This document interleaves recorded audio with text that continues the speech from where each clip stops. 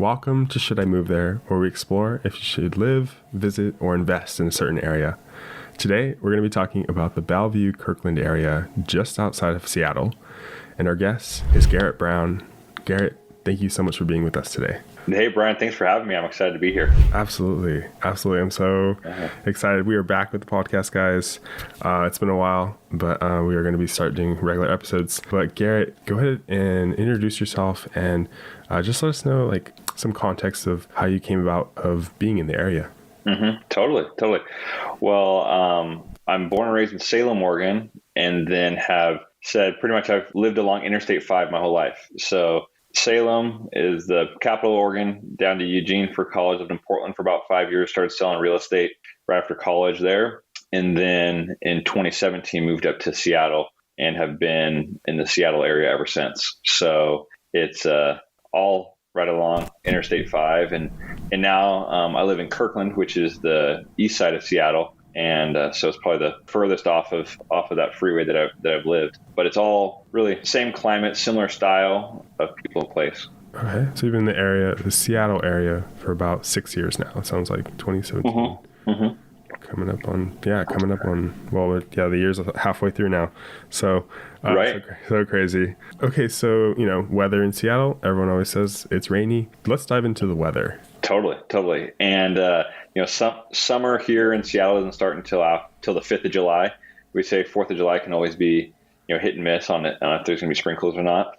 But it's overall in general, both, again, Oregon, where I grew up, and Washington, where I live now, on the western part of the state, it's a really mild climate. It's going to be gray and rainy. It just, that gray and rainy season lasts, from October all the way through, through the spring. So it really ends up being summertime. It's high 60s, mid 70s. In the winter, it's 40s, 50s. So one day of snow in the winter, and that's about it. So really mild climate, which can make it tough for those with seasonal depression, like myself. And so just need to make sure to escape to some sunshine, like you have down in Southern California, for a couple of days every now and then.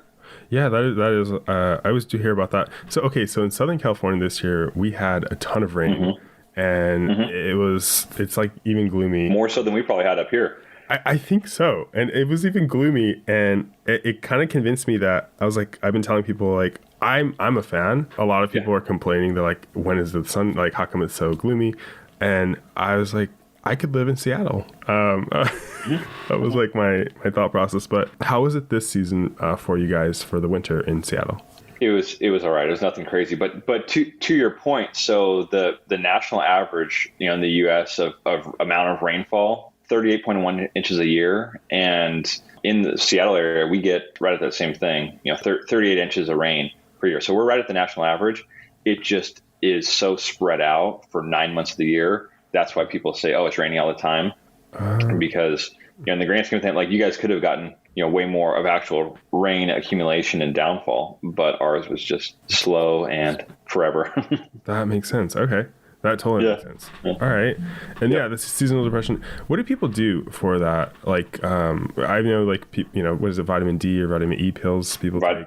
Vitamin D pills. Yeah. I keep a little light by my desk that helps, but it's a lot of, expressing it in formats like this of being willing to share that with other people and say, hey, just so you know, I'm going through this, or I think everyone goes through it in different ways, but being willing and open to share that, because it can affect folks, and it just ends up being day to day. But yeah, having a little ring light or a little sunlight and a vitamin D pill will go a long way.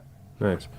And with the bad comes the good. So I know your summers are pretty amazing. I hear Yep. Summers are amazing for sure. And even to it, all that rain keeps things green all year round. So, we get a lot of old growth trees and, keeping fresh air and of course too, being on the Puget Sound, we're getting lots of water and mountains all around. And, so yeah, it's always a big thing to keep the fresh air going.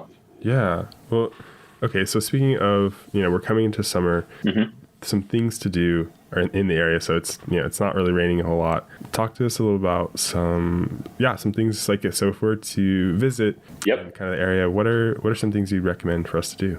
Yeah. Well, I'm biased here, being part of the Kirkland Chamber of Commerce and Kirkland Business Association, because they've got a bunch of cool downtown stuff that they put on, different things like that. So things to do here coming up in the summer are going to be, there's the Kirkland Wine Walk that I'm sponsoring here, and I'll show you the wine bag for it. Let's go here. So I've got the wine bag that will sponsor. So what people will do is they'll 550 people will check in and get their little wine cup and their tokens, and then go to downtown businesses, art galleries, different shops, and test out, try wines from different local wineries. So all the main winery district is in Woodinville. It's 5-10 minutes from my house, and pretty much the next suburb east. So there's Seattle, and then over Lake Washington is Renton, Bellevue, Kirkland, and then east of that would be Redmond, out to Issaquah, North Bend, and then up in Woodinville. Woodinville has all the wineries, so that would be a great place to go to. A lot of the grapes are grown in Eastern Washington, but then there's a bunch of tasting rooms in Woodinville, and just naturally how Woodinville is, there are some farms and lowlands and good place to grow grapes. But there'll be concerts at Marymore Park and Chateau Ste. Michelle, so a lot of outdoor concerts. And then, like I was saying, with the Kirkland downtown, there's a Wednesday's farmers market. There's plenty of different stuff to do. Juanita Beach Park is there, and there's all these different parks along Lake Washington. What's one of your favorite restaurants in downtown Kirkland? Yeah.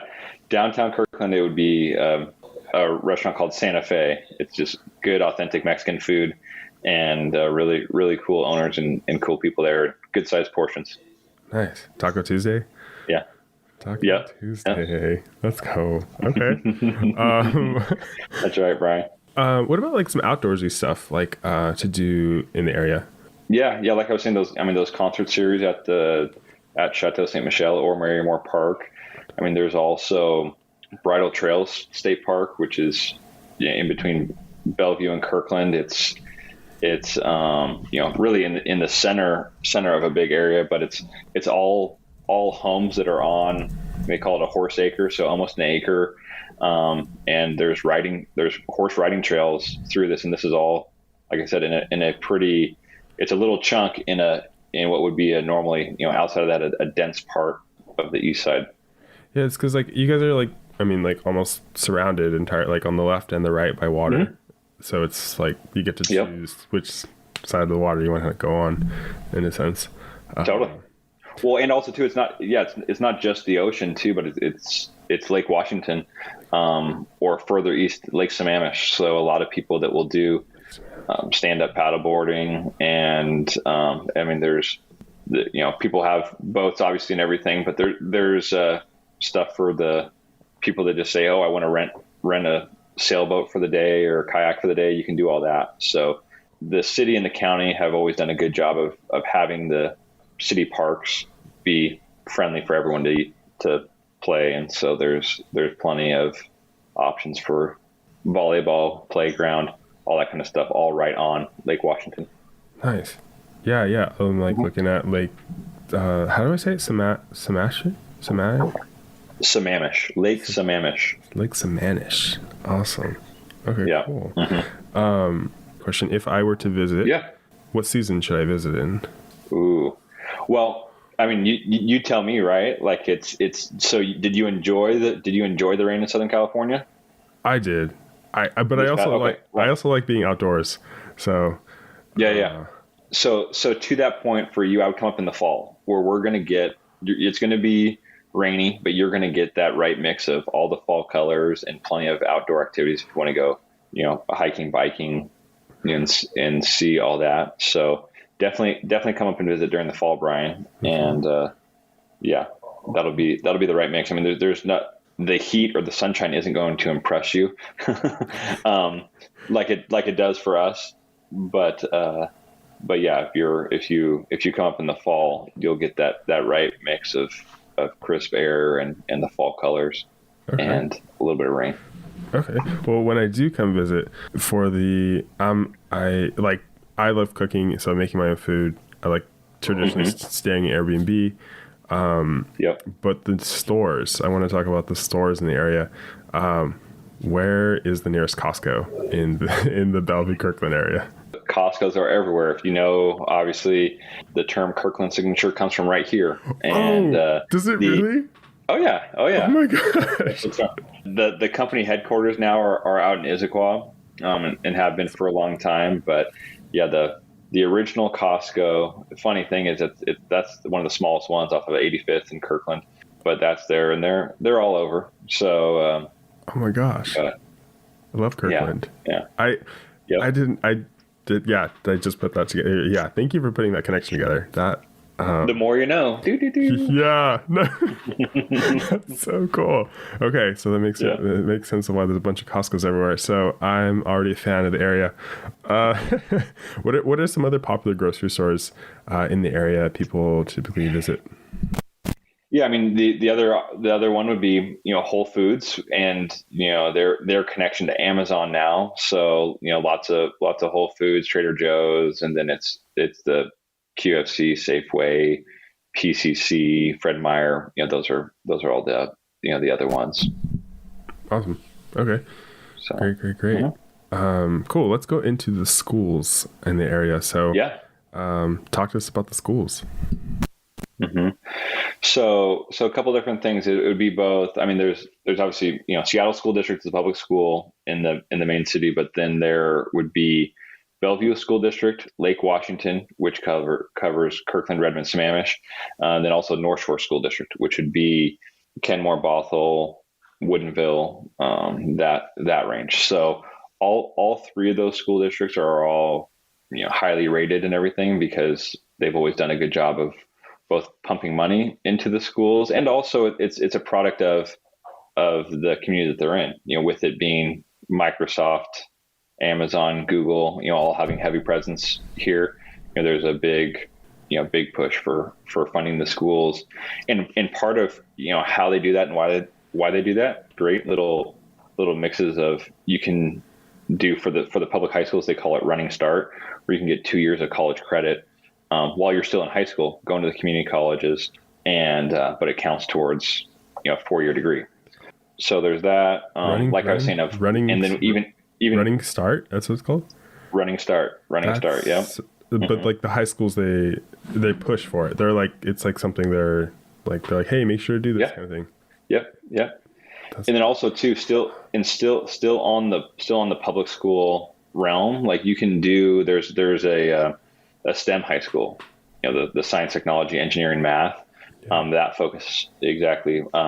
My wife, even she went to the International Community School, which is in the public school system, but it was a small class. Her graduating class is 20 people, but they're big on the IB program, and constantly rates really high. So there's inside of the big schools that are 1,500 to 2,000 up to 3,000 students in a high school. There's also these smaller schools as well. So on the and fits.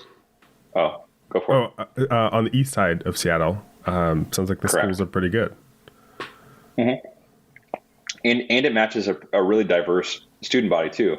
I mean, there's lots of like I was with the international school. So you're getting folks all different countries of origin, backgrounds, and different styles that way. So really diverse as far as the type of people that are here.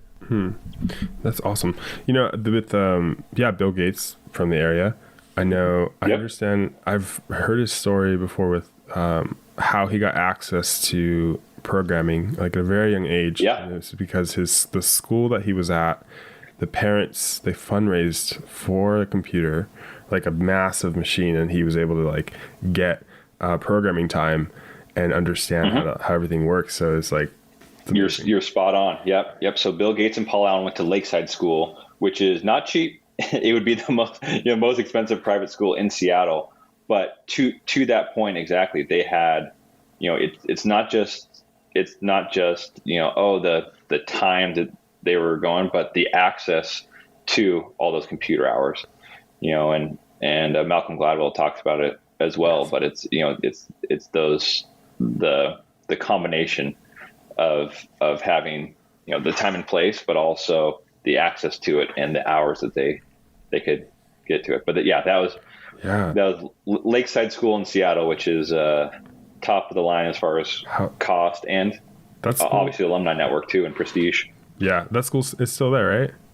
So. Yep. Mm-hmm. How or like if you drive past it, what is it? What's like the feel of the school? It's funny because it doesn't stick out. So I sold a house to a younger couple over there a few months ago and just swung by the other day to drop off a gift to them.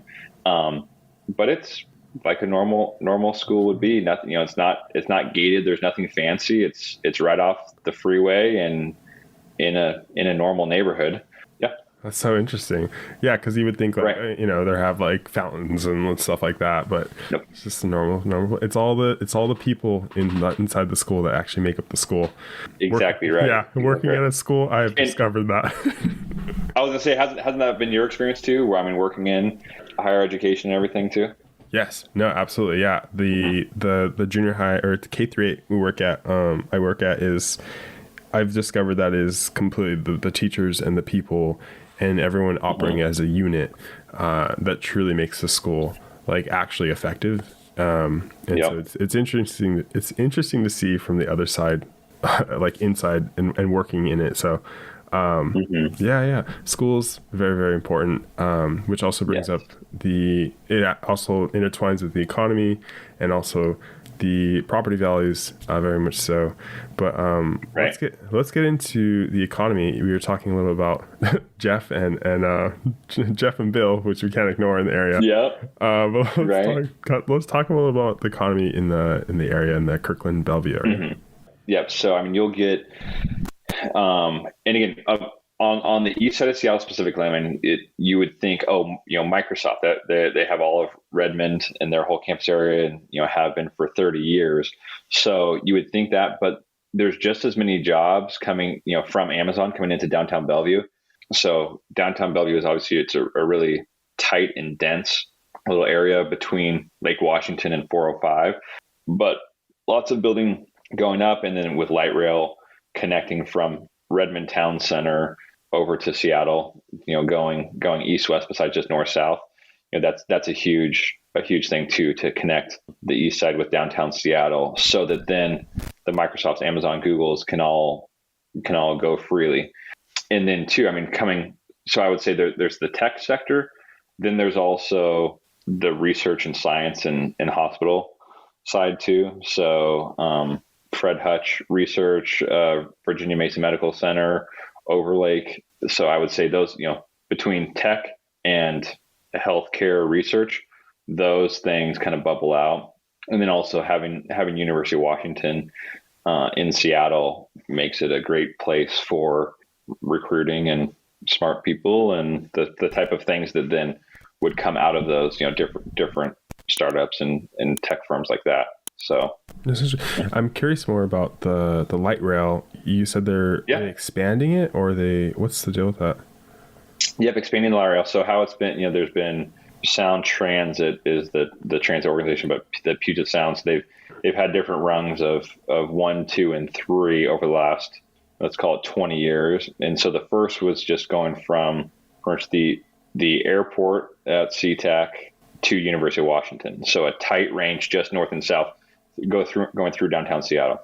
Now they've expanded to the Northgate Mall area, still down to the airport, and will continue to go north up to Linwood. But the next one's to actually connect, and they've built it now and had to start and stop and go again and fire contractors and redo work. But it connects. It's going to connect the whole east side with the Seattle line, and that'll connect right at I-90, which is one of the bridges that goes across. So Yeah. Oh, that's good. Yeah, I know, it'll be good, and they're building density around those areas too. So of what course. has been Yeah. suburban sprawl is now turning into really dense areas, which I can appreciate when everything that we need to do to build needs to be infill. Yeah, that's how So it that's helps a how lot. the government's supposed to build the infrastructure, and then the rest Yeah, of the natural capitalistic economy will just follow, and most definitely. things will just you build it, and like things will start to happen. Yeah. Oh, that's so fantastic to hear. How is the light rail like? If you like get on it and stuff, like if you're just to take a ride, what's been your experience? And real life experience last night. So I went to the Mariners game with friends, and so I drove about 10 minutes to get to the Northgate Mall. So as you can imagine, a mall, lots of parking everywhere. Parked in a parking garage, walked on to the light rail, met up with a friend, and then we were down at the T-Mobile Park, the Mariner Stadium, in 15 minutes. But was able to get off the light rail right there, and walk in about 10 minutes in total, where it would have taken the same amount of time to drive over there, park for 50 or $60, and walk. So it's a great thing when used well. And yeah. That's fantastic. Yeah, so the parking's free like around the light rail, right? Yeah. Yeah, where I was up at the mall. Yeah, no, that's But the rest of them are all, yeah, the rest of the stations are all in, high traffic spots and good spots as you go down. yeah. No, I'm very much a big fan of the metro and light rail and things like that. Here in LA, we are barely just getting our metro to connect to the airport. There's a whole nother story on that. It's political and why it didn't connect to the airport. But we have the Olympics coming in 2028, so now they're like, oh my gosh, we should do this. Right. Yeah, it just Political and urban sprawl, and it's like, why didn't it connect? Why didn't they build the infrastructure 50 years ago with the metro? Yeah. Yeah. There's a whole nother story. If you guys let us know in the comments what you think about that. If you have any. That's right. Happy to talk offline. Yeah, no, 100%. So the economy seems like there's, it's very healthy. There's a lot of good jobs in the area, good education, which is great. Let's talk about the cost of living. So. And that's right. And that's the trade-off, right? So with all these, with the tech and biotech and healthcare and the life sciences comes a high cost of living, and two, then mixing that with the natural beauty and the tight geographic strains of the water in the mountains make it so that everything is there's a cost of living index, and city of Seattle is slightly lower than Bellevue and Kirkland. So cost of living index in Seattle is 194.3% of the national average, compared to Bellevue and Kirkland's at 208. Again, the next suburbs kind of are out from there is Redmond and Issaquah, 204% for Redmond and 196% on the cost of living index. I mean, most expensive is going to be Bellevue and then Kirkland, and then Redmond and Issaquah from there. Okay. In this case, the Kirkland brand is not the least expensive in the area. That's right. Yeah. No, the Costco Kirkland brand is great, and you'll get a good deal. But the city of Kirkland brand and cost of living is a little tough right now. Yeah, Whole Foods pricing. What's like the typical cost of average house, like 3-bedroom, 2-bath type of deal in the Kirkland area? So a 3-bed, 2-bath, and I mean there are distinct things of like you can never go too far. I mean, there's so many hills. I mean, this is in all the Puget Sound, Seattle or on the east side, but there's so many hills and then views out to water, views out to the mountains, that you're never going to find a cheap spot, because you can go a little bit, even in a lower income area, you'll still have a view out to the water or a view of the mountains if you're just up on the hill in the right way. So all let's say is, a 3-bed, 2-bath single family house right now in Kirkland, let's call it, on a 7,500 square foot lot, would be about an average size. Those are all right at $1 million. And it's just tight because, especially now, even at 7% interest rates like we have right now, the sellers haven't come down off their price a whole lot from last year because they're so low inventory. They've been able to kind of hold their price. So we haven't seen, we saw a big drop off, from last spring, summer to the fall and winter, but then coming back this spring, prices have shot back up and kind of stayed at, it's 3 weeks of inventory is all that there is, four single family homes. And it's, a 3.2 is a million. So the neighborhood where I live in Kingsgate, and that's the northernmost neighborhood in Kirkland. And that's the cheaper one, but entry price there is 900 or a million. The other ones, again, north of Lake Washington, Finn Hill, Juanita, those are, average about 900. And then as you get down towards Norkirk, the Highlands, down towards downtown, it's 1.5 million just for dirt, or a tear down to then build for 3 million. Wow. Yeah. Dang. That's insane. Just like plain and simple, like that's just kind of the part of the country, it's like that area. A lot of super high income earners in the area.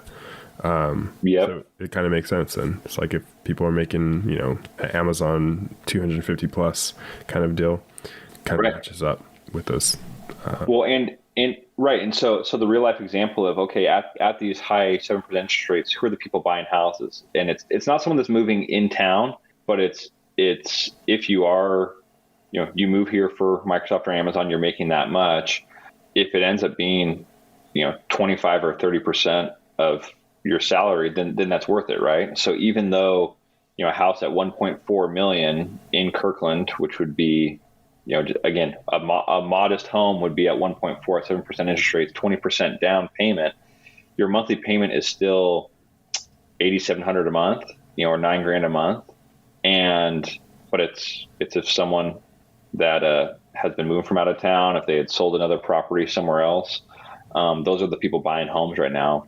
Not as much the in-town mover that says, hey, I want to stay in the same school district, but I had an interest rate at 3% from a couple of years ago and a $3,000 mortgage payment. But it's definitely the tech workers and the people with high incomes that are buying. But a lot of the investors right now are on the sidelines just because the monthly numbers don't pencil. So we do have a kind of a window of opportunity here where the owner occupied buyers have a great shot to beat out the competition with there not being as many investors like that were the, waiving inspection, financing, releasing earnest money right away, and tying stuff up that way. So let's talk about that with like investing investors. Certain areas are around the country are obviously better than others, but where are real estate investors investing in the area right now? So there's a couple different things I would say. I mean, the investor, there are a couple different ways of looking at it. Again, buy dirt for $1 million up to 1.5, tear down and then build for 3 million. That's all happening inside in Bellevue, in the good areas there in Houghton, some in Rose Hill, where that's really going on, where you have a 10,000 square foot lot, $1 million or 1.2, and then they're building for 3 million because it's nice flat lots. Areas like west of Market in Kirkland that are already on the water, or Medina in Bellevue, it's hard to tear those places down because it's already 5 million to 12 million just for the property itself. So investors that are the builder types, they're really looking Rose Hill, Norkirk. Those would be the main areas. I like Juanita and Finn Hill for it's the lowest entry price point. And the biggest thing that city of Kirkland can do now is on a 10,000 square foot lot, you can do 2 detached ADUs while keeping the original house in place. And so that's really the area where I would say is the best opportunity for investors is if you're willing to do the detached ADU option. Kirkland's really progressive on what they will allow with their stuff. So City of Seattle, you can do on a 5,000 square foot lot, you can do an ADU and a detached ADU. I know in California, it's State Bill 9, SB 9 for junior ADUs. Have you seen people turning garages into a 2-bed, 1-bath? Yeah. No, absolutely. Yeah. After they passed that, the neighborhoods, or even just the neighborhood, I'm in Whittier, and we started seeing houses start building ADUs, and then you see like the advertisements that they leave, like, call us for your ADU. And well, I could think of just literally 2 neighbors I can walk 5 minutes to, and they start doing that. And that's just simply for like, you can tell one of them is renting to somebody else, and I know another family that's just like their children have moved into there, and then they live on that side of the property, kind of thing. Right. So the children moved into the old house, like the bigger family house, and then the aging parents moved into the new little one. No, the reverse. So they move into like the new property. They take over a new mortgage, and then the parents just continue to live in their house. So kind of thing. Right. Which is really interesting. But you mentioned that example of buying just land for $1.5 million. Yeah. And then building on it.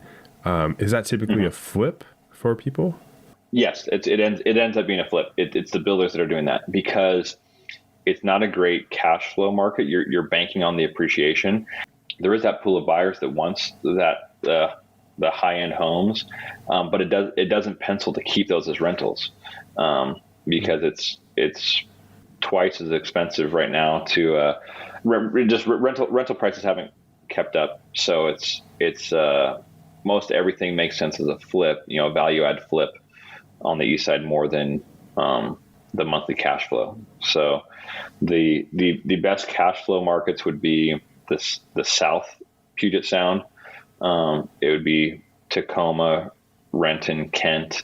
Those would be the areas for a good lower purchase price and steady renters. Up here on the east side, it's a high purchase price, and you can't make up the difference on the rent. So it's got to be all flips. Yeah. Yeah. It doesn't sound like there's too many Airbnbs in the area. No. And it's pretty restrictive too on what you can do Airbnb wise as well. Yeah. No, that makes sense. It's like the people that are basically, people want to live there. Like the people who have money, they want to live there. They don't want anyone else. Yep. Like, that's it. This is for living. And the house prices reflect that. And it makes sense. The schools are so good and stuff, things like that. So, there's still a good range of short term and midterm, corporate housing wise kind of stuff. But it's not going to be the mom and pop Airbnb, because there actually is enough hotel space and conference center type stuff, and with the density of downtown Seattle and downtown Bellevue. There's enough of the short-term housing options in those areas. Got it. Okay. One of the questions I like to ask at the end is there anything I didn't ask that you wanted me to ask or you wanted to share? Yeah.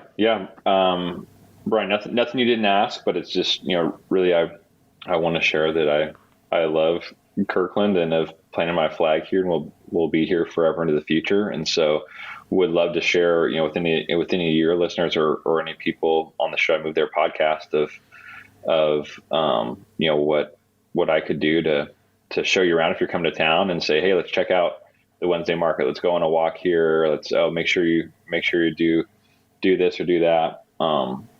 So yeah, would just love the opportunity to share more on the beautiful place that I live in.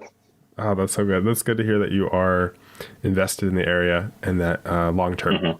That's not just like that's right. Just coming through. You're there for the long haul. That's so cool. Oh no, and as my daughter is starting schools and preschool and music class and little soccer stuff, it's more entrenched for sure. So it's fun to be a part of. Excellent. All right. Well, if anyone here listening has any additional questions, Garrett Brown is the man to ask about the area. Feel free to reach out to him on social media, or via call, text. All his information is going to be down below in the description. And Garrett, thank you again so much for being here. Really appreciate it. Hey, thanks. Thank you, Brian. Have a great day. Awesome. You too. See you guys.